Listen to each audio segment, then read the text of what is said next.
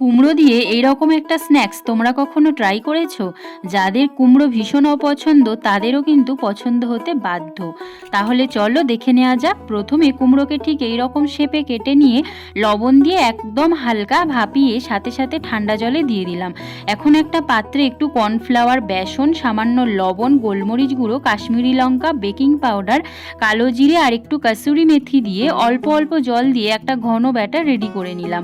অন্য একটা পাত্রে একটু চিড়ে নিয়ে হাতের সাহায্যে ক্রাশ করে নিলাম। এখন ভাপানো কুমড়োকে ঘন ব্যাটারে ডুবিয়ে উপরে চিড়ের কোট করে নিয়েছি। এইভাবে সবকটা বানিয়ে ফ্রিজে একটু সেট হওয়ার জন্য 10 মিনিট রেখে প্যানে অল্প তেল দিয়ে এগুলিকে শ্যালো ফ্রাই করে নিলেই একদম রেডি ক্রিস্পি পামকিন স্ন্যাক্স। খেতে কিন্তু ভীষণ টেস্টি হয়, অবশ্যই একবার বানিয়ে দেখো। আর ভিডিওটি ভালো লাগলে একটা লাইক ও শেয়ার করে পাশে থেকো। টাটা, ফিরছি আবার নতুন কোনো ভিডিওর সাথে।